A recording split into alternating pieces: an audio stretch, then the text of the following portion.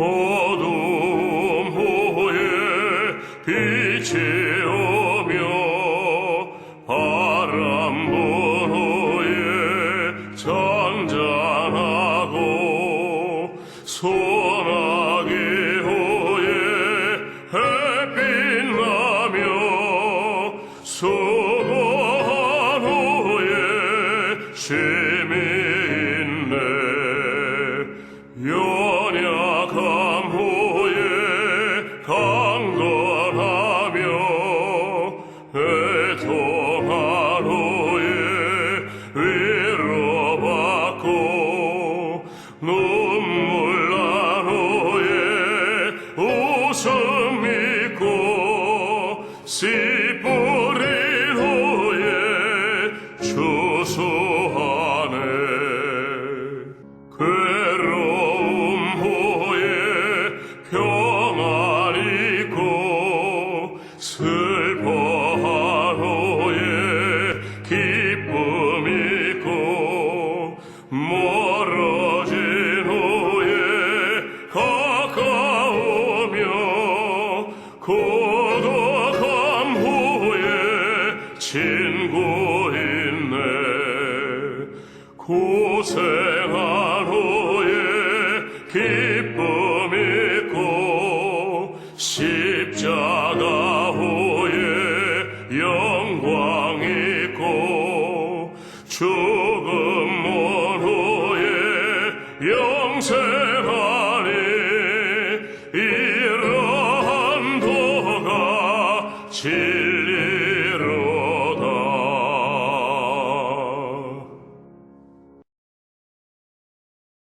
여인에게서 태어난 사람은 생애가 짧고 걱정이 가득하며 그는 꽃과 같이 자라나서 시들며 그림자같이 지나가며 머물지 아니하거늘 이와 같은 자를 주께서 눈여겨보시나이까. 나를 주 앞으로 이끌어서 재판하시나이까. 누가 깨끗한 것을 더러운 것 가운데서 낼 수 있으리까. 하나도 없나이다. 그의 날을 정하셨고 그의 달수도 주께 있으므로 그의 규례를 정하여 넘어가지 못하게 하셨사온즉 그에게서 눈을 돌이켜 그가 품꿈같이 그의 날을 마칠 때까지 그를 홀로 있게 하옵소서. 나무는 희망이 있나니 찍힐지라도 다시 움이 나서 연한 가지가 끊이지 아니하며 그 뿌리가 땅에서 늙고 줄기가 흙에서 죽을지라도 물 기운에 움이 돋고 가지가 뻗어서 새로 심은 것과 같거니와 장정이라도 죽으면 소멸되나니 인생이 숨을 거두면 그가 어디 있느냐. 물이 바다에서 줄어들고 강물이 잦아서 마름같이 사람이 누우면 다시 일어나지 못하고 하늘이 없어지기까지 눈을 뜨지 못하며 잠을 깨지 못하느니라. 샬롬. 오늘 하루를 허락하신 하나님께 감사하며 기도와 말씀으로 출발하는 복된 하루를 만들어 가시는 저와 여러분들 위해 하나님의 놀라신 축복과 은총이 함께 하시기를 간절히 축원합니다. 인간은 만물의 영장이면서 한편으로는 미물보다도 연약한 존재입니다. 원래는 그렇지 않았지만 죄로 인해 본래 영적 지위를 빼앗긴 결과입니다.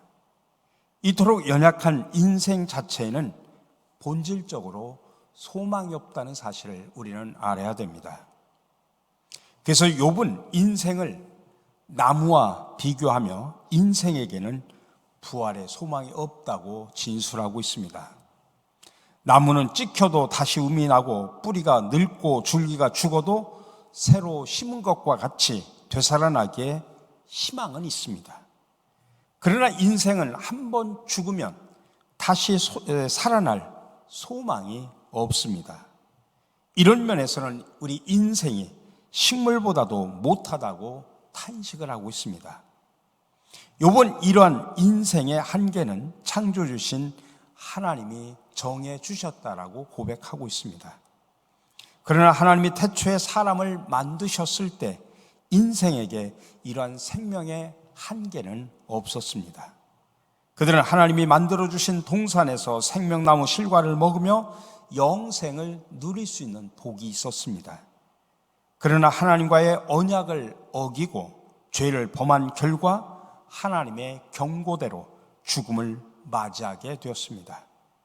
그러므로 인생의 한계는 하나님께로부터 온 것이 아니라 우리 인생 스스로 자초한 것입니다. 욥은 죄로 인해 발생한 인생의 한계를 철저히 인식하며 고백을 하고 있습니다. 어떤 사람들은 자신이 마치 영원히 죽지 않을 것 같이 생각하고 한계가 없는 욕심을 추구하며 살아가기도 합니다. 이런 착각은 자신의 한계를 모르는 어리석음으로 하나님과의 바른 관계를 방해하기도 합니다. 그러니 우리 성도는 죄로 오염된 인생의 한계를 분명하게 인식하고 생명의 주인이신 하나님을 의지해야만 합니다. 욥이 인생의 연약함과 한계를 강조한 것은 하나님 앞에 감히 설 수 없는 존재이므로 하나님의 긍휼을 구하기 위해서입니다. 하나님이 법대로 인생을 심판하면 그 앞에서 살 자가 하나도 없음을 호소한 것입니다. 욥은 어차피 하나님이 정해주신 시간밖에 살 수 없는 인생이므로 살아있는 동안에 심판을 행하시지 말고 죽을 때까지 홀로 있게 해달라고 호소를 하고 있습니다. 이는 인생의 죄와 허물을 모른 척 해달라는 것입니다. 거룩하신 하나님의 기준에 도달한 사람은 하나도 없으니 불쌍히 여겨 은혜를 베풀어 달라고 하는 간구입니다. 이는 허물의 사함을 받고 자신의 죄가 가려진 자는 복이 있다라는 말씀과 같습니다. 우리 성도는 욥과 같이 인생의 한계를 분명히 깨닫고 유일한 생명의 길이신 하나님께 긍휼과 용서의 은혜를 구해야 합니다. 오늘 욥이 언급한 인생의 한계와 죄에 대한 연약함을 극복하는 유일한 길은 예수 그리스도뿐입니다.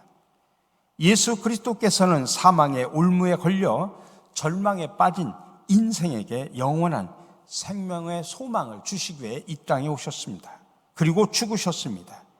그래서 우리가 그리스도 안에서 죄사함의 은총을 받아 영생의 은혜를 누리게 된 것입니다.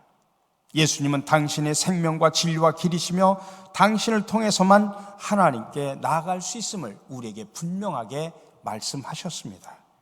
그러므로 성도는 인생의 한계로 절망할 것이 아니라 예수 그리스도를 믿고 의지함으로 영생의 복을 누려야 합니다. 또한 성령님과 동행함으로 하나님의 자녀된 권세를 누려야 합니다. 그리고 절망에 빠진 불쌍한 인생들에게 예수 그리스도의 생명의 복음을 전해 그들도 영생의 소망을 소유할 수 있도록 해야 하는 것입니다. 창조주 하나님의 형상으로 지음받아 만물을 다스리는 권세를 받은 우리 인간이 영광을 회복하는 길은 오직 하나님의 구원의 은혜뿐입니다. 예수 그리스도를 믿음으로 그 은혜를 얻은 저와 여러분들은 영적 지위를 회복하고 하나님께 온전히 영광을 돌리는 사명을 감당해야 됩니다. 오늘 또 이 사명을 가지고 세상으로 흩어져 살아가 하나님의 영광을 돌리시기를 주님의 이름으로 간절히 축원합니다. 사랑의 주님, 죄에서 구원을 받은 인간, 소망 가운데 기쁨을 누리며 살아가게 하여 주시옵소서. 또한 저희들 이 기쁨 나 혼자 누리는 것이 아니라 아직도 생명의 복음을 알지 못하는 많은 사람들에게 생명의 복음을 증거하여 저들의 생명을 살리는 생명의 살림의 일꾼들이 될 수 있도록 저희들을 인도하여 주시옵소서. 오늘도 허락하신 하루 세상에 나가서 하나님의 영광을 위하여 힘쓰는 자들이 되게 하여 주시옵소서.